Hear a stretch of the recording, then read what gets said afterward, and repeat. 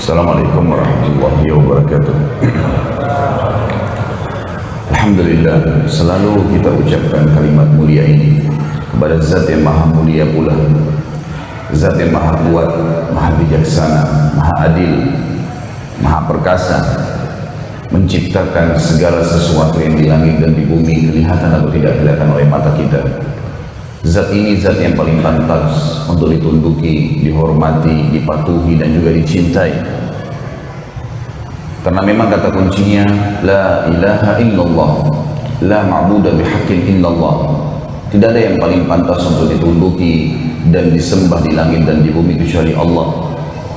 Zat yang mulia ini, yang maha mulia ini, yang maha kaya, telah menggantungkan segala kebutuhan kita di muka bumi ini, dari makanan, minuman, pakaian, apa saja yang kita butuhkan dengan memuji namanya Alhamdulillah.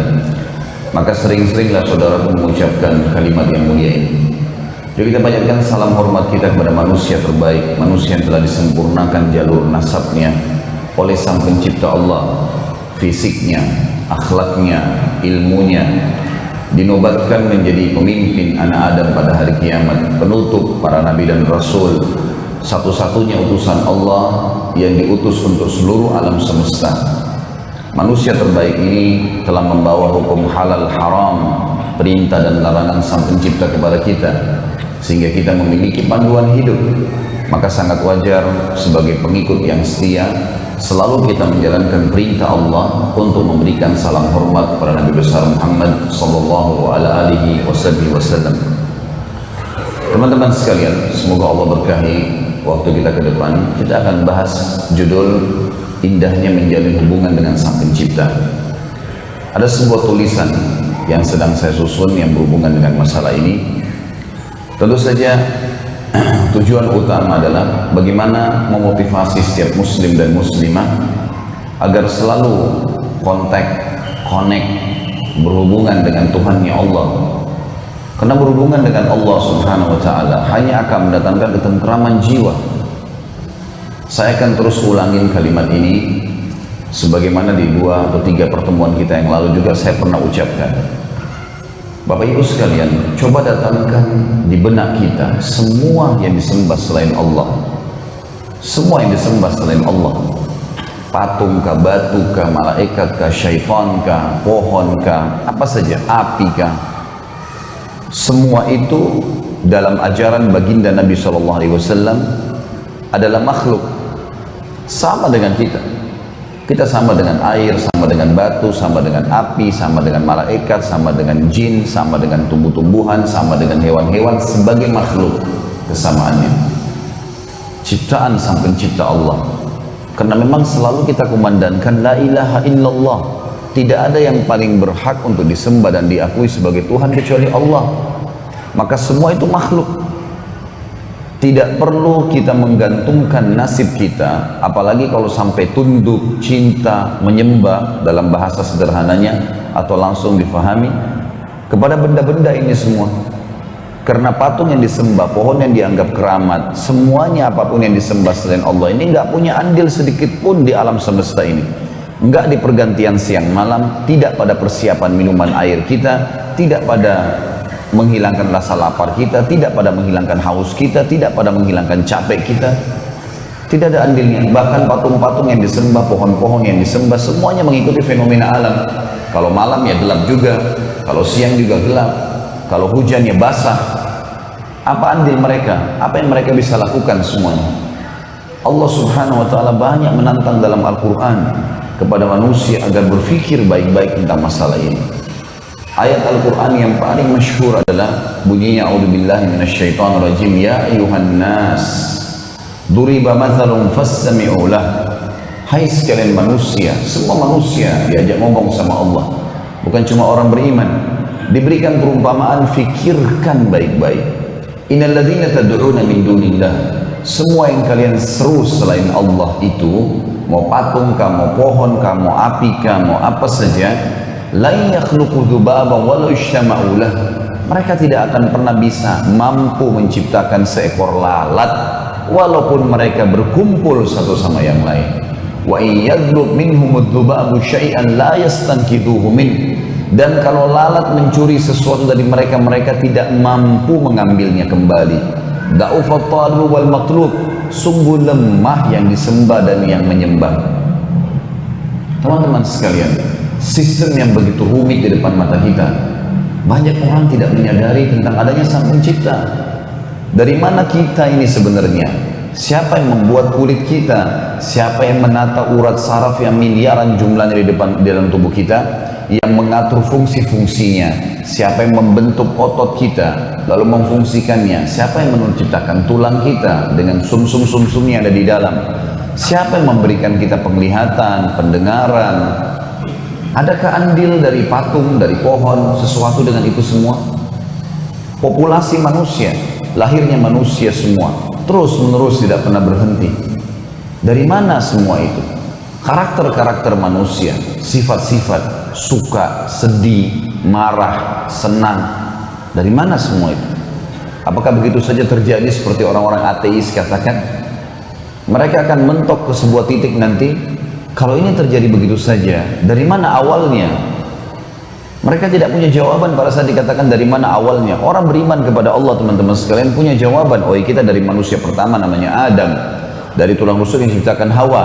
Surah An-Nisa ayat 1 menjelaskan, lalu Allah mengatakan, kami kembang biakkan kalian dari dua orang ini sehingga kalian hidup di muka bumi ini. Lalu diturunkan wahyu untuk memandu, mana makanan boleh, mana yang tidak boleh, mana minuman boleh, mana minuman tidak boleh, mana pendapatan boleh, mana pendapatan tidak boleh, mana pergaulan boleh, mana yang tidak boleh.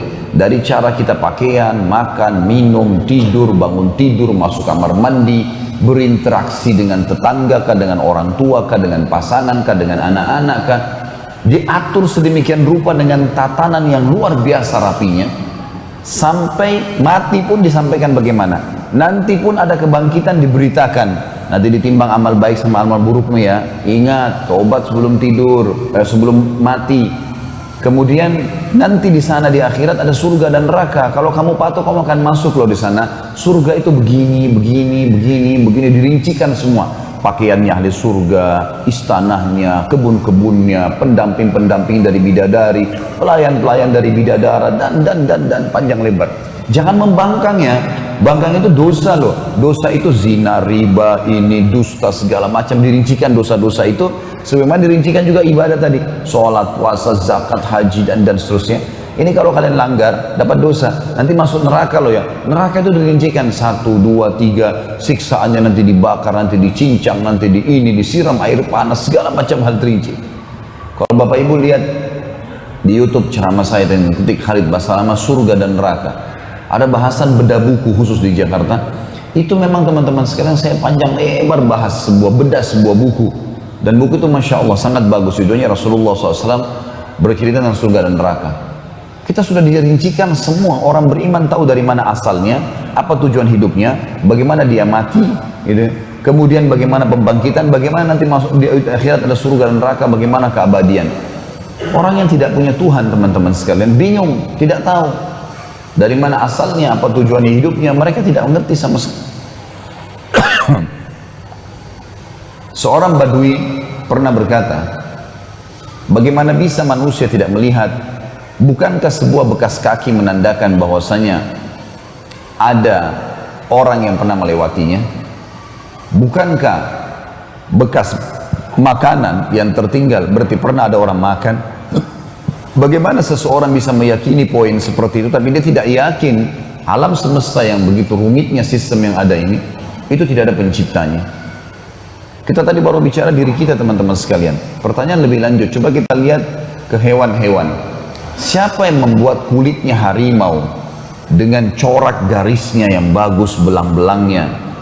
Siapa yang menciptakan gigi taringnya, matanya, sifatnya? Mengajar dia untuk menyerang, memakan musuh, memakan makanan untuk bisa dapat makanan. Kenapa nggak pernah habis? Rusa yang selalu diterkam oleh harimau, kenapa selalu ada? Semua itu kalau dalam Al-Quran diceritakan, bagi orang yang beriman tahu ini perhiasan dunia untuk menunjukkan kemahabesarannya Allah. Teman-teman sudah tahu belum? Semut itu, kata ilmuwan, kalau didirikan semut itu, dibesarkan tubuhnya seperti manusia, 1,61 meter 60 cm atau 1 meter 70 cm. Dia berdirikan sama dengan manusia sebelahnya. Semut itu satu ekor bisa makan manusia. Sementara kita, manusia, tidak bisa makan manusia atau hewan sebesar badan kita. Dalam satu kali makan ya, semut itu bisa memakan, kalau dia dibesarkan tubuhnya kayak manusia, satu manusia bisa dihabisin sama dia. Dengan rumitnya sistem, kakinya ada berapa, postur tubuhnya, matanya, warnanya, gigi taringnya memotong-motong, kadang-kadang kalau menggigit sampai kita sakit. Allah sang pencipta memberikan postur tubuhnya kecil, tapi bisa menyakiti manusia yang besar. Siapa yang membuat semut itu? Sifat-sifatnya, karakternya, bentuknya semua sama, jumlahnya ribuan, mengajarkan untuk membuat tempat-tempat dan seterusnya. Belum kita bicara banyak hewan-hewan, jenisnya jutaan.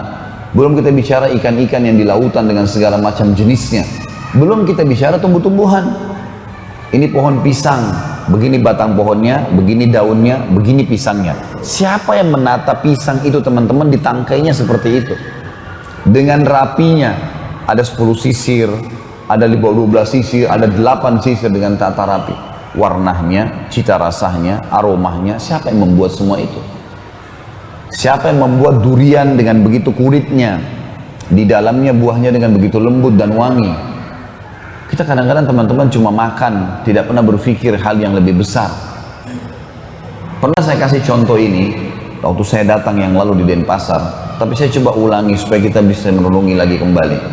Kalau kita lagi berdiri di pinggir pantai, di pinggir pantai ini teman-teman lautnya bagus, warnanya lautnya lagi biru, ada pohon kelapa di situ, ada buah kelapanya, ada matahari, ada awan gitu kan.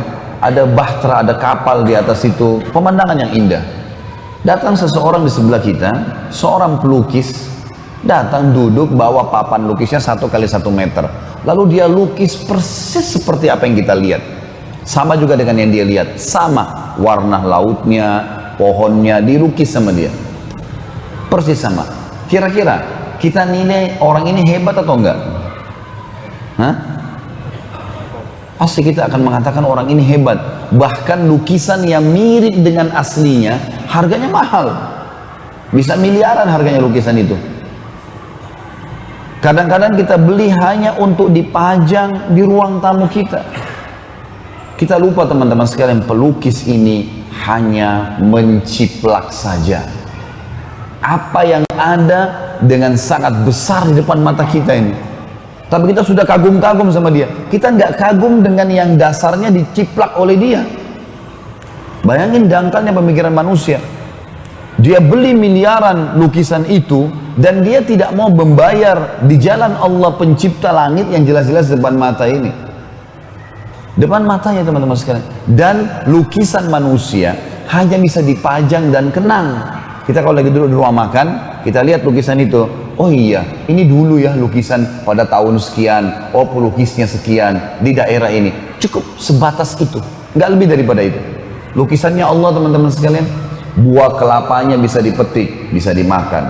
Air lautannya bisa dirasa, bisa diambil hasilnya. Panas terik mataharinya bisa terasa. Bahtera yang ada di atasnya bisa dirasain. Bagaimana caranya kita tidak berpikir hal yang lebih besar dan kita berpikir hal yang kecil? Fakta, ada 1000 fakta teman-teman, ribuan fakta kalau kita mendatangkan Allah sebagai pencipta. Nggak bisa dipungkirin. Fakta lapangan di muka bumi ini, persaingan antara orang beriman adanya Allah atau orang tidak beriman adanya Allah. Dan 7,5 miliar manusia, 6 miliarnya semua orang yang mengaku ada Allah. Mayoritas manusia tahu itu.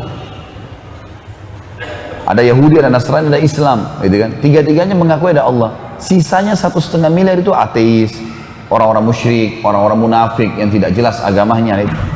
Tapi lebih banyak orang yang beriman kepada Allah.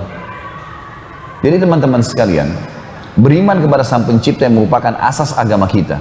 Bahkan baginda Nabi SAW berdakwah 13 tahun di Mekah. 10 tahun pertama belum ada perintah jihad, belum ada perintah haji, belum ada perintah sholat 5 waktu, belum ada perintah-perintah puasa Ramadan. Berputar di hadis Nabi SAW, qulu la ilaha illallah tuflihu. Ikrarkan dengan fikiran kalian, dengan lisan kalian, yakini dengan hati kalian, tidak ada Tuhan di langit dan di bumi yang berhak disembah kecuali Allah. Kalian pasti beruntung. pasti beruntung. Orang yang menjalin, teman-teman saya mau tanya, kalau seandainya teman-teman di sini punya seorang sahabat. Sahabat ini orangnya cerdas. Setiap kali kita punya masalah, selalu ngobrol sama dia, sampaikan, dia siap menampung curhat kita. 2 jam, 3 jam kita ngomong didengarin sama dia. Dan orangnya amanah, gak pernah diceritain sama orang lain. Plus lagi ide-idenya brilian. Setiap kali dia sampaikan kepada kita sesuatu, bagus sekali idenya. Kita merasa betul-betul dapat manfaat dari dia. Saya yakin teman-teman sekalian, kalau ada orang seperti ini menjadi sahabat kita, sehari saja kita tidak akan pisah dengan dia. Karena punya masalah, kita sampaikan, selalu dia nampung masalah kita. Selalu siap. Ketuk rumahnya jam berapapun datang. Kita diterima. Dengarin berjam-jam curhat kita, didengarin sama dia. Dikasih ide, bagus semuanya. Jalan keluar dari masalah kita. Plus lagi dia amanah, gak diceritain sama orang lain. Ini hal yang kecil. Ada hal yang besar ini. Ada Tuhan kita yang siap semuanya itu, teman-teman. Kita punya sebuah hotline, sebuah nomor. Kalau kita di HP itu nomor HP khusus. Hotline ini dikasih ke setiap orang di antara kita. Ini ya, namanya doa. Nih, connect langsung kepada pencipta. Nggak pakai operator, nggak pakai apa-apa. Alhamdulillah, wassalatu wassalamu ala rasulillah. Cuma itu saja. Tahmid dan salawat langsung sampaikan. Ya Allah, zat yang pemberi rezeki, berikanlah rezeki kepadaku. Ya Allah, zat yang penyembuh, sembuhkan penyakitku. Ya Allah, karuniakan keturunan. Ya Allah, ya Allah, ya Allah. Plus itu doa, selain menjadi hotline buat kita, connect langsung mengeluh dengan zat yang menciptakan segala sesuatunya. Kita kalau sakit, yang ciptakan kita Allah, yang ciptakan penyakit Allah, yang ciptakan kesembuhannya Allah. Kita kalau lagi sedang dapat nikmat, yang ciptakan kita Allah, yang ciptakan nikmat itu Allah, yang bisa mempertahankan adalah Allah. Kita tinggal connect. Allah jadikan juga doa itu, teman-teman sekalian, cara kita berhubungan dengan Sang Pencipta, ini juga menjadi ibadah, dikasih lagi pahala dengan melakukannya. Selain dikasih jawaban, dikasih pahala. Dan kata Nabi SAW, kalau Allah mendengar doa yang indah dari seorang hamba, bagus sekali. Wahai zat yang telah menciptakan langit dan bumi, zat yang maha kuat, zat yang maha perkasa. Puji Allah, teman-teman sekalian. Puji Allah, tanamkan itu dalam hati supaya imannya bertambah. Sebagian ulama salaf kalau berdoa di malam hari sujud, dia mengatakan, Ya Allah, zat yang mengizinkan aku meletakkan dahiku di tanah. Zat yang mengizinkan aku menghirup udara, oksigen sehingga aku bisa bernafas. Zat yang memudahkan lisanku mengeluarkan kalimat-kalimat ini. Zat yang memudahkan aku untuk berdoa dan dia menjanjikan untukku jawaban. Puji Allah Subhanahu wa taala untuk menambah keimanan dalam hati kita. Ya Allah, sebagaimana Engkau izinkan aku sujud di malam ini, aku mengucapkan doa-doa ini, kabulkanlah permintaanku. Ya Allah, kalau aku sakit sembuhkan, kalau aku lagi miskin kayakan, kalau aku lagi butuh penuhi, seterusnya. Banyak orang, teman-teman sekalian, tidak memahami masalah ini. Kata Allah, kata Nabi SAW, kalau Allah mendengar doa indah dari seorang hamba, Allah sengaja menerlambatkan jawabannya. Jadi bukan Allah nggak kasih. Bapak Ibu jangan berhenti berdoa. Allah kasih, tapi Allah terlambatkan. Kenapa? Kata Nabi SAW, agar hamba tersebut tetap dalam doanya. Bayangkan kalau kita lagi sakit, muji Allah, lalu kita mengatakan, Ya Allah sembuhin. Sembuh tiba-tiba. Tiba-tiba sembuh. Masih berdoa kan? Tapi coba kalau Allah tunda 2 hari, 3 hari, seminggu, setahun. Teman-teman ini yang sudah rajin berdoa tapi belum Allah kasih, teman-teman sekalian. Yakinlah sebuah hadis Nabi. Kata Nabi SAW, tidak ada seorang muslim yang berdoa di muka bumi, hadis sahih riwayat Imam Muslim, kecuali diijabah sama Allah. Hanya saja melalui 3 tahapan. Dikasih langsung, atau dihilangkan musibah akan menimpa dia, atau dia panen dalam bentuk pahala yang dia akan terima pada hari kiamat. Di dalam athar, teman-teman sekalian, sebuah riwayat,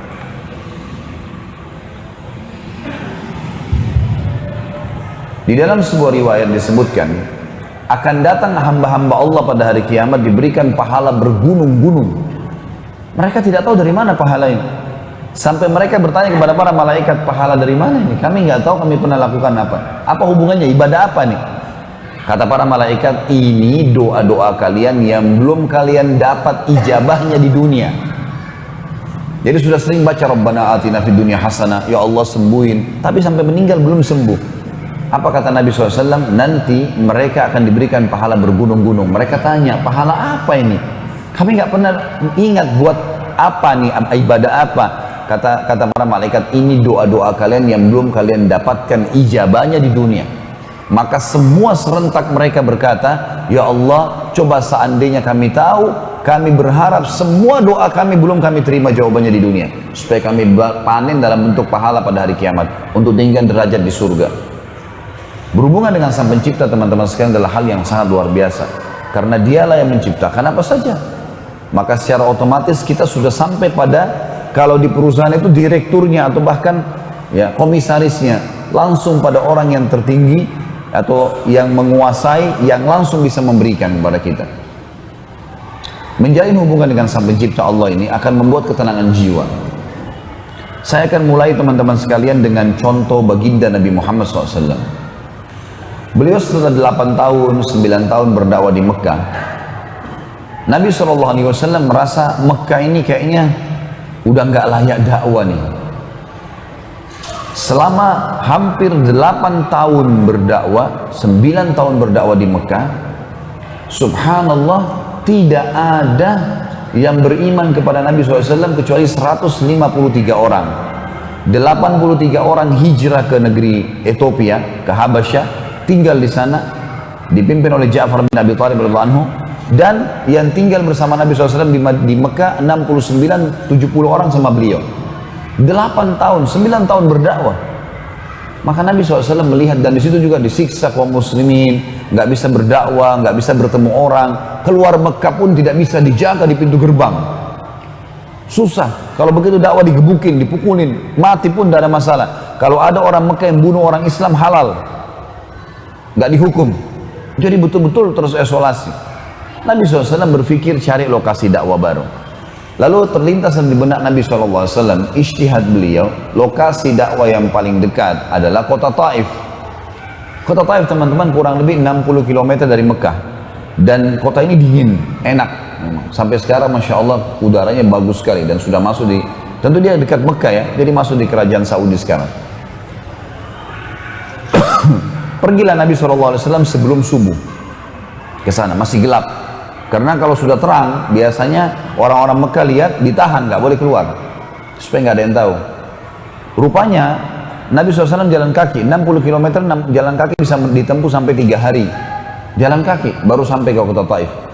Pamannya Abu Lahab yang Allah sebutkan dalam surah Masad benci sekali dengan Islam ini, benci sekali dengan Nabi SAW, karena Nabi menantang mereka untuk menyembah berhala. Sementara Abu Lahab ini termasuk pebisnis terbesar di Mekah, patung. Dia yang banyak jual patung tuh.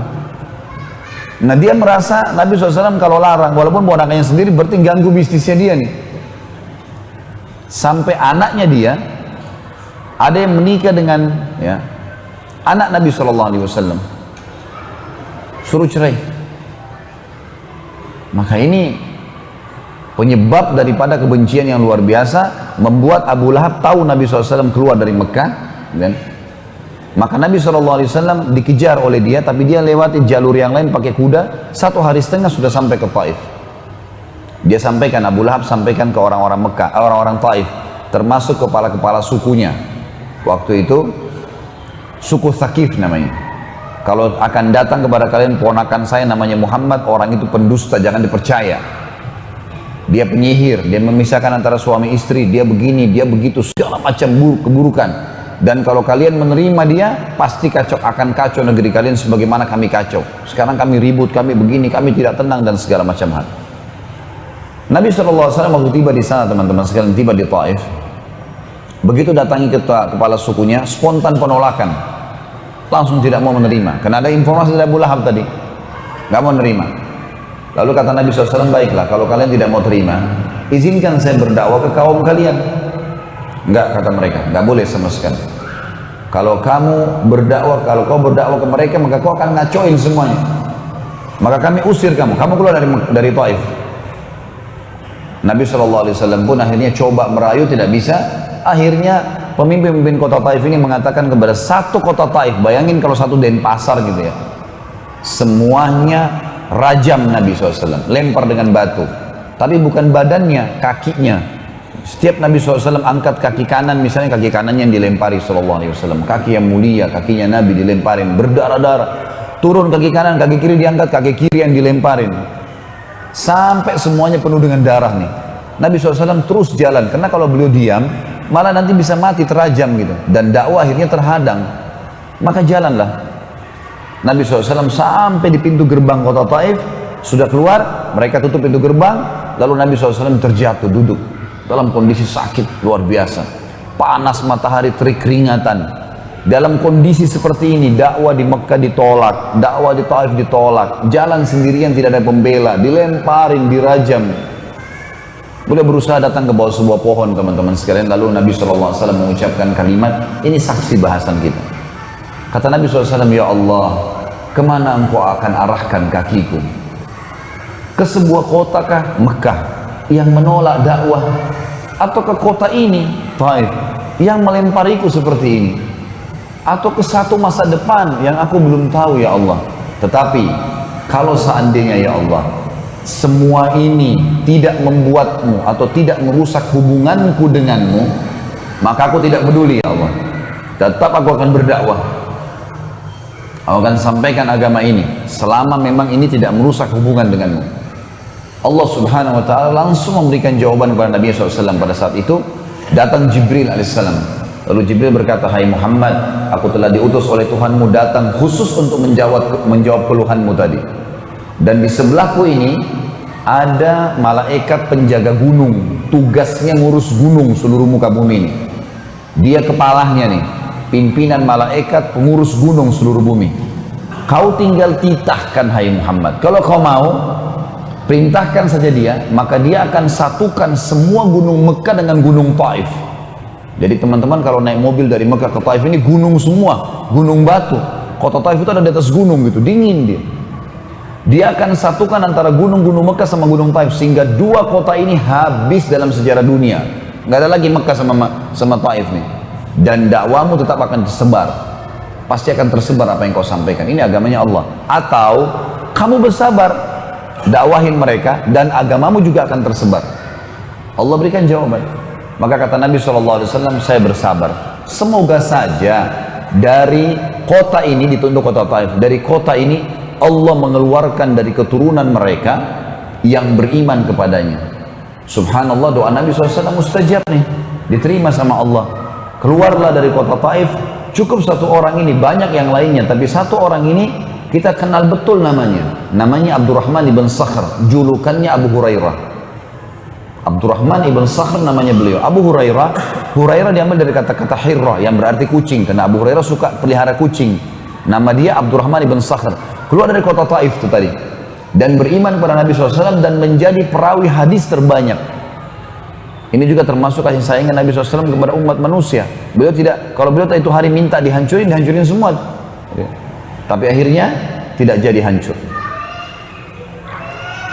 Teman-teman sekalian, menjaga hubungan dengan Sang Pencipta Allah ini bukan hanya sekedar membuat orang bisa sabar dalam masalah sebagaimana Nabi SAW tadi, tapi juga bisa seseorang mampu meninggalkan dosa, kenikmatan dosa yang ada depan mata. Saya kasih contoh kisah. Setiap apa yang saya ucapkan sekarang sampai habis materi kita insya Allah, saya akan datangkan kisah-kisah. Kisah seorang anak muda di zaman tabi'in dulu. Anak muda ini terkenal dengan tampannya, postur tubuh yang kekar, ya, jalur nasabnya yang suci, kaya raya dan soleh. Semua perempuan di wilayah Irak memuji-muji dia, diidolakan sudah. Yang perempuan yang soleha berharap jadi istrinya. Perempuan yang fasikah, yang buruk imannya, ini berharap berzina dengan dia. Penawaran selalu datang ke anak muda ini, zina gratis plus minta apa saja dikasih. Mau minta emas, mau minta kereta kencana, apa saja, yang penting mau berzina. Selalu dia tolak. Ringkas cerita, anak muda ini umurnya 20 tahun. Ada satu istri pejabat pemerintahan pada saat itu, terkenal juga dengan kecantikannya, dengan postur tubuh yang tinggi, yang semampai, yang segala macam hal kelebihan. punya kelebihan, jalur nasabnya terkenal, nikah sama seorang pejabat. Dia bilang sama teman-temannya, perempuan fasika ini bilang, saya akan taklukkan anak muda itu, dia pasti berzina dengan saya. Kata teman-temannya, kalau kau bisa hebat, coba buktikan. Dia bilang, baiklah. Dia bilang sama dayang-dayangnya di rumah, ada 4 orang dayang-dayang pembantunya. Dia bilang, kalian tahu nggak si fulan? Kata si perempuan ini, kalian tahu nggak si fulan? Laki-laki ini dimaksud. Dayang-dayang bilang, iya, itu kami idolakan. Kalian mau berzina nggak sama dia? Maka spontan dayang-dayang ini orang fasika semua ini. Oh tentu saja. Jangankan berzina, berdampingan aja sudah kami merasa sebuah prestasi, apalagi berzina. Kata majikannya, saya akan berzina dengan dia. Dan kalau saya berhasil, saya akan berikan kalian kesempatan berzina dengan dia. Tapi kalian harus dukung saya. Baik, apa yang kami harus lakukan? Kebetulan rumah anak muda ini Bapak Ibu sekalian, rumahnya dia dengan masjid, ngelewatin rumahnya si perempuan ini. Jadi 5 waktu sholat kalau ke masjid pasti lewat rumahnya orang ini, rumah pejabat ini. Perempuan fasika ini menunggu dalam kisah yang dikatakan suaminya sampai safar, tugas negara. Dia tahu kapan safar suaminya, dan zaman dulu teman-teman orang kalau safar itu bisa sampai 3 bulan. Karena memang tidak ada transportasi kayak kita sekarang, nggak ada pesawat, orang naik kuda. Bisa hidup, bisa mati gitu. Safarlah si pejabat ini keluar Irak pada saat itu bertugas negara. Ringkas cerita si perempuan ini mulai menjalankan tipu syaitannya. Dia bilang sama dayang-dayangnya, suami saya sudah safar semalam, sebentar kalau anak muda ini lewat, waktu itu kebetulan duhur siang hari. Kalau perempuan laki-laki ini lewat, tahan dia. Dan kalian keluar bilang, di dalam rumah kami sambil kalian menangis-nangis, Tuhan kami sedang sakarat, akan meninggal dunia. Suaminya nggak ada laki-laki. Tolonglah. Kalau dia masuk ke dalam rumah, jebak dia. Maka dayang-dayang bilang, baiklah. Lewatlah si anak muda tokoh kita ini. Kemudian dayang-dayang ini keluar, tiba-tiba buka pintu, nangis-nangis. Tuhan saya di dalam lagi sakarat dan tolong bantulah. Anak laki-laki ini mungkin seperti orang di antara kita juga kalau tahu seperti ini, lillahi ta'ala dia masuk ingin membantu. Karena ini juga orang-orang pada tahu orang lewat di situ. Begitu masuk ditutup pintu, kata dayang-dayang ini sama tuan rumahnya sekalian, kamu sekarang sudah terjebak dalam jebakan kami. Kamu harus berzina dengan kami. Kalau tidak, kami semua berlima akan teriak ke orang-orang kalau kau datang untuk menzinai kami, kau akan memerkosa kami. Jadi dijebak untuk berbuat zina. Ini bukan orang seperti seseorang di antara kita sengaja mampir ke tempat zina atau ngerayu perempuan. Perempuannya yang minta 5-5-nya. Zina gratis di sini. Plus lagi si tuannya bilang apa? Kalau kau zina dengan saya, maka apa saja yang kau minta saya kasih. Mau minta emas, mau minta kereta kencana, kalau kita sekarang mobil mewah, minta apa saja. Yang penting zina dengan saya. Plus kapan saja kau butuh zina, datang ke sini. Digodain dengan minyak wanginya, dengan penampilannya, dengan kata-katanya. Laki-lakinya anak muda selalu tegar. Dia mengatakan, hai fulana, bertakwalah kepada Allah. Allah maha melihat. Allah tahu nih. Kamu jangan bermaksiat kepada Allah dan jangan kau khianati suamimu. Berbahaya, hukuman Allah akan datang. Tidak mau terpengaruh. Perempuan ini sudah masuk di benaknya pikiran syaitan. Yang terakhir teman-teman sekalian, anak muda ini berdoa kepada Allah. Lihat di sini yang saksi bahasan bagaimana seseorang menjaga hubungan sama pencipta Allah ini. Dia mengatakan, ya Allah, sesungguhnya aku selalu menjaga kesucian kemaluanku agar aku tidak berzina, tidak melanggar hukum-Mu ya Allah, dan Engkau menjadikan zina sebagai dosa besar. Sekarang aku dijebak untuk berzina, maka selamatkanlah aku dari jebakan syaitan ini. Allah punya cara teman-teman sekalian. Yang terjadi adalah anak muda ini rasa mules tiba-tiba dalam kisah yang dikatakan. Jadi perutnya tidak enak, sakit, mau buang air besar. Lalu dia bilang sama perempuan ini, perut saya sakit. Memang apa adanya? Saya mau buang air. Kata si tuan rumahnya, itu kamar mandi WC di sana. Kamu silakan selesaikan hajat kamu, keluar tetap zina sama kami. Anak muda ini masuk ke WC sambil berpikir, dia sambil buang air. Subhanallah, kisahnya begitu. Setelah buang air, muncul ide dia sebagai pertolongan dari Allah. Dia ambil kotorannya. Anak muda ini bersih sekali, wangi, bersih, orangnya gagah, tidak pernah begini. Tapi tiba-tiba muncul idenya, dia ambil kotorannya sendiri lalu digosok di bajunya. Sedikit, tidak banyak. Begitu dia keluar dari kamar mandi WC, si perempuan ini lihat, perempuan ini orang kaya, biasa bersih, biasa wangi, lihat kotoran di badan. Kok kamu begini, jorok sekali kalau bahasa kita. Dia bilang, saya begini sekarang. Inilah saya. Maka tuannya bilang, tuan rumahnya bilang sama dayang-dayangnya, keluarkan laki-laki ini dari rumah saya, karena saya tidak pernah temukan laki-laki sejorok dia. Gak mungkin saya mau berzina sama orang begini.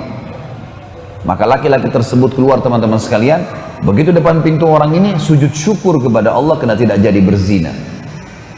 Bayangkan bagaimana seseorang kalau tahu Tuhannya, bisa, kalau tadi Nabi SAW dalam kondisi sakit, musibah sedang datang, bisa sabar. Dan pada saat itu puncaknya Allah akan datangkan pertolongan. Orang anak muda ini diajak berzina gratis, bisa dapat dengan menikmati mereka, dapat lagi hadiah-hadiah, bisa dia tinggalkan karena tahu bagaimana menjalin hubungan dengan Sang Pencipta Allah. Teman-teman sekalian, untuk lebih jauh dalam masalah ini saya akan sebutkan kisah orang-orang soleh secara berurutan. Maksud saya secara berurut, ya, kata ini berentetan lah ya, dari kisah ke kisah. Dia kan berbagai macam kasus yang terjadi. Saya akan mulai teman-teman sekalian dengan kisah seorang ulama tabi'in yang masyhur sekali dengan kesolehannya dan ilmunya. Namanya Muhammad bin Sirin. Muhammad bin Sirin ini teman-teman sekalian, orang yang terkenal dengan takbir mimpi. Ini muridnya Abdullah bin Abbas, Abdullah bin Umar. Ini tabi'in yang terkenal dengan ilmu yang sangat luas. Muhammad bin Sirin ini seorang pedagang. Dan teman-teman tentu bisa ambil pelajaran, kalau pedagang bisa ambil pelajaran dari kisah ini. Dia beli kios, kalau kita toko tentunya, di satu pasar di Irak. Karena dia beli toko di situ, maka semua orang banyak yang ikut beli di situ. Karena ada dia. Muhammad bin Sirin ini, kalau kita seperti sekarang Majelis Ulama Indonesia, ya. Jadi apa yang dia beli, orang semua anggap halal, orang beli semua. Orang juga banyak beli toko di sebelah dia, karena tahu kalau ada masalah agama tinggal tanya. Kalau ada yang salah ditegur sama Ibnu Sirin. Dan ternyata pedagang-pedagang partai dari luar Irak, kalau datang sering datang ke pasar itu, nawarin ke Ibnu Sirin, ini Ibnu Sirin barang saya misalnya. Orang-orang pasar nunggu, Ibnu Sirin beli, maka mereka beli. Dan Ibnu Sirin pun kalau sudah beli dengan modal berapa dirham, nanti Ibnu Sirin naikkan harganya, orang pasar tetap beli, walaupun Ibnu Sirin ambil keuntungan. Yang penting sudah lewat sensornya dia nih. Ini majelis ulama, dianggap dia satu orang sudah cukup untuk memberikan fatwa. Ringkas cerita teman-teman sekalian, pernah satu waktu ada seseorang datang menawarkan keju dari luar Irak. Keju ini dari wilayah non muslim, banyak sekali, berpuluh-puluh kuda ini, banyak ya. Kemudian gentong-gentong besar keju ini dibawalah ke tempat itu, tawarkan Ibnu Sirin. Pedagang banyak suka tawarin Ibnu Sirin karena dia ulama besar, tidak mungkin dusta, nggak mungkin nipu, dan kalau dia beli, orang lain semua beli, berarti pasti laku. Plus juga dia kalau nagih cuma nagih kepada satu sumber saja. Ibnu Sirin nggak perlu nagih kepada orang lain. Tawarkanlah keju. Ini keju Ibnu Sirin, modal saya sekian, saya akan jual kepada anda sekian. Selisihnya ini, jadi kan, ada penjualan, dan anda bisa jual ke orang pasar sekian, dan orang pasar bisa jual sekian, karena harga pasar di luar ini begini sekian, mereka masih punya untung semuanya. Selisih antara harga dia dengan harga yang dia akan jual nanti, itu bisa untung sekitar 40.000 dirham waktu itu, kurang lebih ratusan juta lah kalau kita sekarang rupiah ya. Ini untung langsung cash. Orang-orang pasar semua pada ngumpul di situ, nunggu Ibnu Sirin beli, kita beli nih. Keju makanan pokok orang di Jazirah Arab, mereka utama makan keju sama roti gitu kan. Maka Ibnu Sirin pertanyaan pertama teman-teman sekalian adalah, halalkah kejumu ini? Pertanyaan pertama itu, halalkah kejumu? Karena Allah suruh kita makan yang halal. Halalkah kejumu ini? Maka dia bilang, Ibnu Sirin, kata pedagang ini, keju, susu dikeringkan, kasih garam, jadi keju. Apa masalahnya? Kata Ibnu Sirin, tidak, demi Allah. Keju orang-orang non-muslim itu bisa dicampur dengan lemak-lemak hewan yang haram. Babi lah, anjing lah, atau apalah. Gak bisa.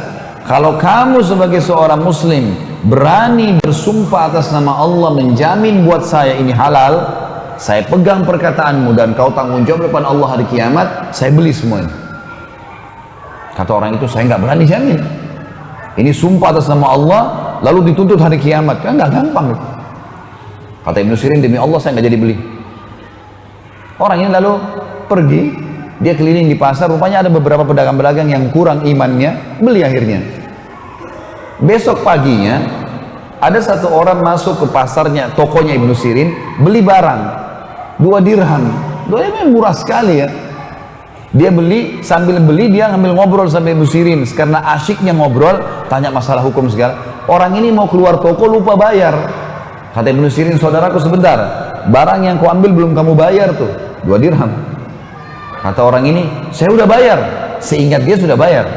Kata Ibnu Sirin, demi Allah kau belum bayar. Dia bilang, demi Allah saya sudah bayar. Ribut nih, gara-gara 2 dirham. Orang-orang pasar teman-teman pada datang semua. Ada apa wahai Ibnu Sirin? Saudara kita ini datang, cerita sama saya, kemudian dia ambil barang di tangannya sekarang, dia belum bayar. 2 dirham. Saya suruh dia bayar, dia bilang dia sudah bayar. Demi Allah dia belum bayar. Dan dia sumpah demi Allah dia sudah bayar. Ini nggak mungkin. Lalu kata Ibnu Sirin, hai saudaraku, kepada orang yang ambil barang, kembalikan barang itu di tempatnya atau kau bayar 2 dirham. Orang ini karena malu, orang-orang pasar pada datang semua, dibayar 2 dirham, murah sekali ya. Murah ini, dikasihlah. Setelah orang semua pergi, orang itu pergi, orang-orang pasar tanya, wahai Ibnu Sirin, ini saksi bahasan kita. Wahai Ibnu Sirin, kami nggak bisa berpikir, nggak bisa nangkap ini, nggak connect nih. Kemarin Anda menolak 40.000 dirham karena syubhat. Tidak jelas halal atau haram. Anda tinggalkan 40.000 dirham, ratusan juta. Sekarang Anda bersumpah atas nama Allah untuk 2 dirham. Nggak connect, gimana caranya? Berikan kami pemahaman. Kata Ibnu Sirin, iya demi Allah, saya akan bersumpah atas nama Allah atas 2 dirham itu. Karena saya tahu dia belum bayar. Berarti dia akan makan sesuatu yang haram, dan Allah akan hukum saya karena saya tahu dia belum bayar, serta dia juga akan dihukum sama Allah karena makan yang haram. Tidak penting keuntungan bagi Ibnu Sirin. 40.000 dirham haram, syubhat. 2 dirham tadi menjadi masalah, maka harus saya ingatkan. Masalah sederhana ya, tapi lihat bagaimana orang yang sudah mengenal Tuhannya teman-teman, dia hati-hati sekali. Kejadian yang kedua, beberapa hari kemudian datang seorang pedagang madu ke tempat Ibnu Sirin. Madu ini teman-teman dibawain satu gentong besar, 250 kilo madu. Dibawa, mungkin berlipat ganda dari besarnya meja ini. Datang tawarin Ibnu Sirin, saya ada madu. Kebetulan Ibnu Sirin waktu itu baru belanja untuk tokonya. Sudah penuh tokonya ini dengan barang-barang. Maka yang terjadi teman-teman sekalian, Ibnu Sirin, orang ini bilang, Ibnu Sirin saya punya madu, belilah. Kata Ibnu Sirin, saya nggak ada duit sekarang, cash nggak ada. Toko saya baru penuhin, lihat aja penuh barang-barangnya. Kata orang itu, baiklah, jatuh tempo nggak masalah, 3 pekan. Ibnu Sirin, baik, jatuh tempo silahkan. Sudah, gentong itu ditaruh teman-teman sekalian di situ.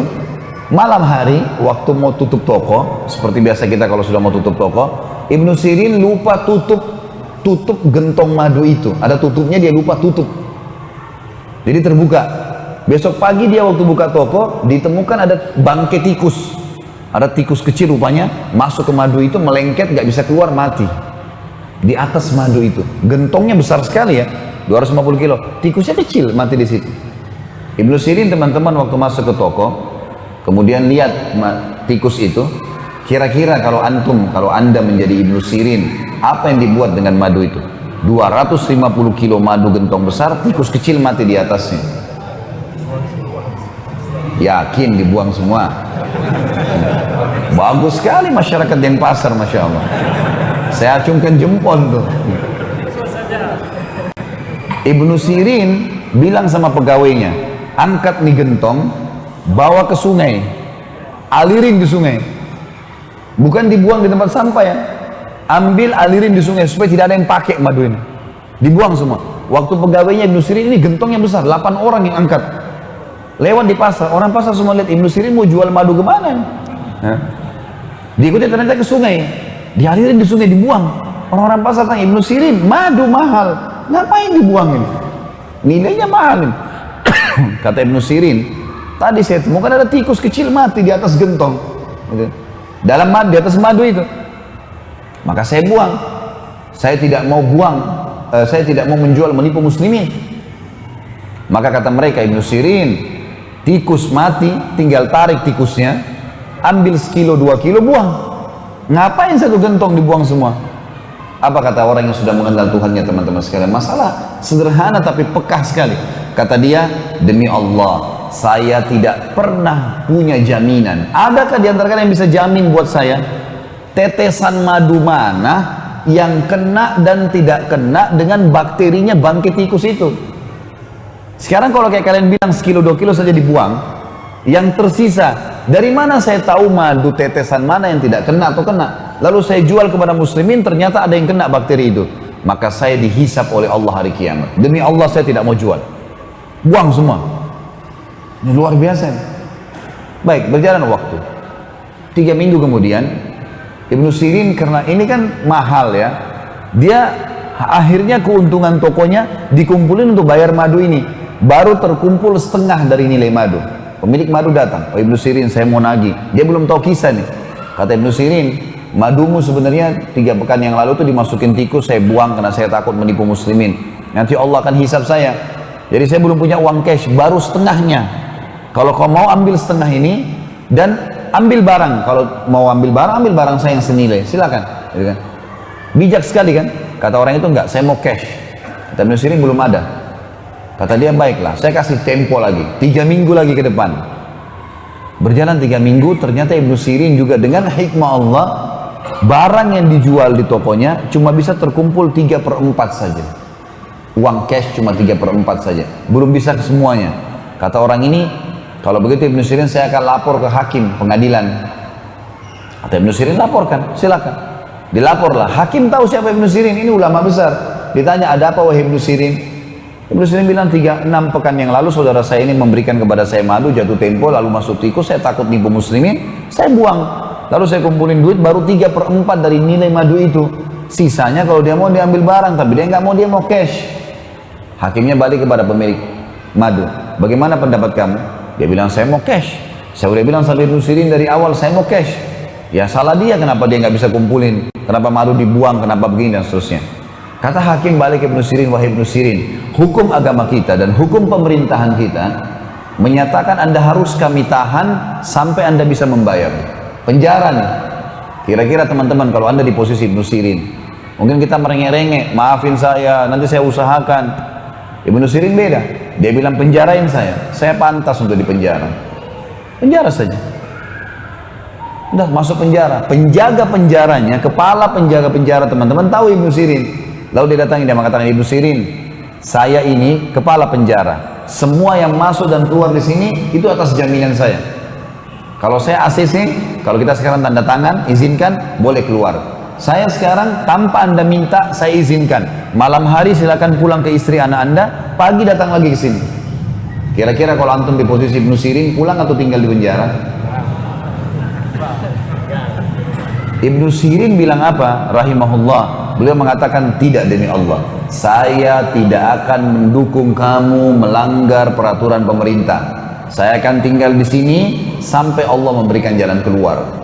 Ternyata karena keteguhan pada kebenaran ini, teman-teman sekalian, membuat apa? Tersebar berita satu Irak, Ibnu Sirin lagi hadapin masalah. Masyarakat muslim kumpulin duit, mau bantu Ibnu Sirin nih. Uang yang terkumpul, teman-teman sekalian, cukup untuk membayar utangnya Ibnu Sirin yang 1 gentong madu tadi yang dibuang itu, plus lebihnya bisa beli 10 gentong madu yang lain. Allah kasih gantinya. Komitmen sebentar saja dalam kebenaran, ada jalan keluar. Fa inna ma'al usri yusra. Memang begitu. Inna ma'al usri yusra. Di setiap kesulitan ada kemudahan. Pasti di kesulitan ada kemudahan, kata Allah. Komitmen iman harus yakin. Gak bisa kita ragu dengan masalah itu. Orang kalau sudah tahu Tuhannya seperti itu, teman-teman sekalian. Dalam kisah yang lain, Ibnu Sirin rahimahullah, beliau pernah mendengar ada satu anak muda lagi mencaci maki Hajjaj bin Yusuf. Kalau teman-teman belum tahu Hajjaj bin Yusuf ini, nama ini kalau dalam buku-buku sejarah Islam udah divonis buruk sekali. Karena orang ini dia panglima perang lah kalau kita sekarang ya. Mungkin menteri pertahanan gitu kan, jenderal perang khilafah Umayyah pada saat itu. Tapi orang ini agak zalim. Zalimnya tuh kalau ada orang tidak sefaham sama dia dibunuh. Mau ulama pun dibunuh semua sama dia. Gitu. Sahabat Nabi dia nggak peduli. Hajjaj ini yang membunuh Abdullah bin Zubair, sahabat Nabi radhiyallahu anhu. Dia yang membunuh di Mekah. Gitu. Habis dibunuh disalib sama dia. Orangnya kejam sekali gitu. Ini kasih cerita teman-teman sekalian. Hajjaj bin Yusuf ini karena buruknya perbuatannya banyak orang yang cerita buruknya. Kayak mungkin kita sekarang kalau ada presiden, ada menteri, ada siapa, orang pada gosipin di jalanan. Ini teman-teman yang suka gosip ambil pelajaran. Ibnu Sirin lewat, dengar anak muda lagi caci maki, Hajjaj itu begini, begitu, begini. Apa kata Ibnu Sirin? Perkataannya begini, sah ya bna akhi. Sah itu artinya diam kau hai saudaraku. Diam, sekarang kamu diam. Fa innal Hajjaj aqbala ila rabbih. Sesungguhnya Hajjaj yang sedang kamu ceritain itu sedang menuju ke Tuhannya. Dia sedang menuju kepada kematian. Wa innaka innama taqdumu 'ala Allahi yaumal qiyamah. Dan kau juga sedang menuju ke Tuhanmu. Kau sama dia sedang sama-sama menuju kematian. Dan pasti kamu dan dia pada hari kiamat dipertemukan oleh Allah. Di mahsyar ketemu nih. Apa kata Ibnu Sirin nasihatnya? Satajid anna ahkaradz dzam min dzunubika asyarru ala nafsika min a'zam fa'alahu Hajjaj. Pada saat nanti kamu sedang antri ditimbang amalmu dan Hajjaj masih nunggu untuk ditimbang, pada saat kau sedang hadapi timbangan amal itu, Hajjaj lagi nunggu belum ditimbang, kau akan temukan dosa yang paling kecil yang kau lakukan lebih berat di sisi kamu daripada dosa terbesarnya Hajjaj. Paham maksudnya? Jadi kalau kau lagi ditimbang amalmu nanti, dosa kecil pun bisa berbahaya buat kau bisa masuk neraka. Itu pada saat ditimbang amalmu, kau lebih takutin daripada dosa terbesarnya Hajjaj. Karena Hajjaj belum ditimbang amalnya. Itu artinya kamu hati-hati. Perbuatanmu sendiri bisa menjerumuskan kamu. Lalu dibilang oleh Ibnu Sirin rahimahullah, "Falikulli imri'in sya'nun yugni." Setiap orang bertanggung jawab terhadap apa yang dia lakukan. Setiap orang akan bertanggung jawab terhadap apa yang dia lakukan. Wa'lam, ketahuilah, kata Ibnu Sirin, annallaha azza wa jal sayakhtassu minal hajjaji mimman zalamahum wa yakhtassu lil hajjaji mimman yadlimuna. Dan ketahuilah, pasti Allah akan mengambil dari Hajjaj hak-hak orang yang telah dia zalimi. Hajjaj pernah bunuh orang, pernah caci maki orang, pernah mengambil haknya orang lain. Allah pasti akan ambil hak orang lain dari dia. Pahalanya dikasih ke situ. Tapi jangan lupa, kata Ibnu Sirin, juga Allah akan memberikan kepada Hajjaj hak-haknya dari orang yang menzaliminya. Paham maksudnya? Baik, kalau Hajjaj pernah bunuh orang, pernah ini, urusan dia sama Allah. Kalau kau bisa nasihatin depan matanya, nasihatin depan matanya. Kalau enggak, jangan. Karena kalau kau ceritain dia, kau pun nanti akan diambil pahalamu dikasih ke Hajjaj. Ngapain kamu kasih pahala ke dia? Seperti itulah bahasanya. Lalu kata dia, "Fala tashghilanna nafsaka ba'dal yaumi bisabbi ahad." Mulai sekarang jangan pernah kau sibukkan dirimu untuk mencaci maki orang lain. Ada orang subhanallah begitu ya. Tiap hari cuma tahu kesalahan orang lain. Padahal dia sendiri punya banyak kekurangan. Sibuk dengan keluarganya orang, istrinya orang, suaminya orang, anaknya orang lain, pembantunya, pegawainya, pekerjaannya, pakaiannya orang lain, semua dicari kesalahannya. Ini apa manfaatnya buat dia? Nggak ada sama sekali. Teman-teman sekalian, jangan buat musuh pada hari kiamat. Berat. Sekarang kalau antum punya masalah dengan orang, siapapun teman-teman sekalian di muka bumi ini, selesaikan hari ini, saat ini. Bubar pengajian, selesaikan semua. SMS, WhatsApp kah, BlackBerry kah, minta maaf kalau punya salah. Ada haknya orang lain, kembalikan. Belum mampu, minta tempo. Kalau kita mati, aman. Jangan siapin musuh hari kiamat. Karena kalau kita utang 2 juta di dunia ini, lalu kita sengaja nggak bayar, di akhirat kalau kita mau bayar 2 juta rupiah sudah nggak laku rupiah. Di akhirat nggak dipakai lagi duit dunia ini. Dia mau 2 juta pahala, bayangin 2 juta pahala itu. Berapa banyak sholat kita yang diambil sama dia? Ngapain kita bagi-bagi pahala begitu? Kita butuh pahala kok, setengah pahala kita butuh. Makanya Imam Bukhari rahimahullah pernah mau berburu sama teman-temannya. Sementara nunggu teman-temannya datang, beliau latihan panah di halaman rumahnya. Anak panahnya kena pagar tetangga, tercuil sedikit. Maka Imam Bukhari bilang sama pegawainya, disilakan dengan gulam, sampaikan ke teman-teman saya kalau saya nggak jadi berburu, sampaikan. Setelah balik pembantunya, langsung dia bilang, sampaikan kepada tetangga di sebelah, kalau tadi tidak sengaja, ya Bukhari ini, Muhammad namanya, Muhammad ini memanah, kena pagarnya, tercuil sedikit. Berapapun dia minta gantinya, saya akan ganti. Pembantunya Bukhari pergi ke sebelah, ada salam dari Syekh Muhammad gini. Tadi dia memanah, kena pagar Anda dan dia bersedia menggantinya. Kata tetangga itu, mana? Dilihatin sedikit tercuil. Tetangganya, jangankan pagar ini, rumah saya buat dia. Ini Imam Bukhari ulama besar, udah ini rumah saya buat dia, nggak masalah, saya maafin. Waktu pembantu Imam Bukhari kembali, teman-teman sekarang apa yang terjadi? Imam Bukhari tahu berita, sujud syukur kepada Allah, bersedekah kepada fakir miskin. Kenapa? Karena nggak jadi punya musuh hari kiamat, karena pagarnya orang tercuil sedikit. Antum nih sudah berapa kali injak sendalnya orang?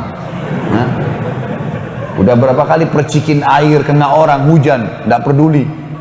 Berapa kali kita rusak barangnya orang. Teman-teman yang suka sewa rental mobil, kena mobil rental, main tabras saja sembarangan. Tak boleh teman-teman, tanggung jawab. Saya dengar berita di Indonesia ini, kalau ada orang ngontrak rumah, ya ngontrak, dirusakin rumahnya orang. Nggak bisa. Bagaimana antum terima awalnya, kembalikan seperti itu. Kalau enggak, tanggung jawab hari kiamat. Saya subhanallah pernah ngontrak rumah di Jakarta. Sebelum saya keluar, saya panggilin tukang, cat semua, persis seperti itu saya masuk. Bahkan lebih bagus lagi daripada itu. Dia waktu datang, dia kaget. Saya belum pernah ada orang ngontrak rumah saya seperti ini. Saya bilang, saya tanggung jawab Pak ini. Saya masuk bersih, saya keluar bersih. Gitu kan. Ada teman saya cerita, salah satu teman di Jakarta mengatakan, ada orang ngontrak bahkan di Jakarta, begitu pulang, begitu keluar, dicabut semua jendelanya orang, pintunya orang. Udah ngerusak, mencuri. Ini apa ini? Nggak boleh teman-teman. Ya. Al-jaza min jinsil amal, kata Nabi SAW. Balasan akan datang sesuai dengan kadar perbuatan seseorang. Hari ini mobil orang kita pakai sembarangan, main tabras, kena lubang, polisi tidur ditabras saja. Besok mobil antum akan dibuat seperti itu. Hati-hati. Baru beli mobil, tabrakan. Baru ini masuk bengkel, jelas. Hari ini kita tendang seseorang, besok kita ditendang. Kama tadinu tudan, kata Nabi SAW. Sebagaimana kau berperilaku, kau akan diperilakui. Jadi teman-teman sekarang jaga, hati-hati. Allah maha mengawasi dan mengontrol. Kisah yang kedua teman-teman sekalian adalah kisah Hasan Basri rahimahullah. Hasan Basri ini pernah satu waktu lagi jalan mengantar jenazah. Sambil ngantar jenazah, Imam Hasan Basri sempat teman-teman sekalian berzikir. Subhanallah, alhamdulillah, wala ilaha illallah, Allahu akbar. Ada anak muda di sebelahnya nanya, wahai imam, kalau imam kita sekarang kiai, wahai imam, kenapa anda berzikir? Mau tahu? Ini kan ulama. Kok bisa? Memang ada sunnahnya orang antar jenazah sambil berzikir gitu ya. Kesannya begitu. Maka kata Hasan Basri, hai anak muda, saya mau tanya, kalau jenazah ini tiba-tiba hidup sekarang, apa yang dia buat? Apa yang akan dia lakukan dari amal soleh? Kata anak muda itu, dia akan sholat, dia akan puasa, dia akan bakti sama orang tua, dia akan sedekah. Kata Hasan Basri, kenapa kau bilang seperti itu? Dia bilang, karena dia sudah tahu sekarang, kalau orang mati tahu pentingnya amal soleh. Baik, apa dia akan buat dosa, kata Hasan Basri? Anak muda ini bilang, tidak mungkin. Kenapa? Loh, karena dia sudah tahu sekarang, ada azab kubur, ada azab akhirat nanti. Dia udah tahu. Kata Hasan Basri, yang kau ucapkan benar itu. Sangat benar. Tapi ketahuilah anak muda, bahwasanya jenazah ini tidak akan pernah hidup selamanya. Nasihatnya adalah, dan jadikan dirimu seakan-akan jenazah ini yang Allah hidupkan sekarang dan masih bisa beramal soleh. Karena orangnya tidak mungkin. Saya berzikir karena saya tiba-tiba berpikir jenazah ini sudah nggak bisa berzikir, maka saya berzikir daripada saya cuma ngantar kosong. Ada teman-teman di sini. Kalau kita ya lagi lampu merah misalnya, Daripada antum cuma tahu lihat helmnya orang warna apa, merek mobilnya apa. Zikrullah. Astagfirullah wa atubu ilaih, astagfirullah wa atubu ilaih. Zikir kepada Allah. Saya pernah perhatikan teman-teman di Jakarta, pas lampu merah 1 menit 60 detik, subhanallah.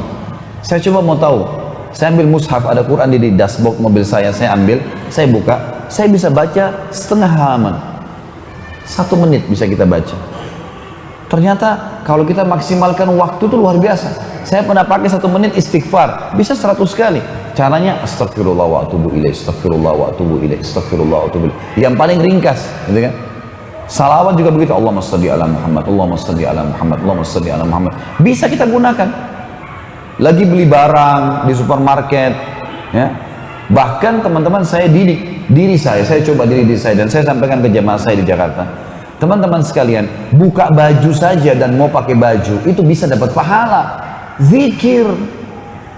Dan kalau bisa fokus di 2 saja, astagfirullah dan alhamdulillah.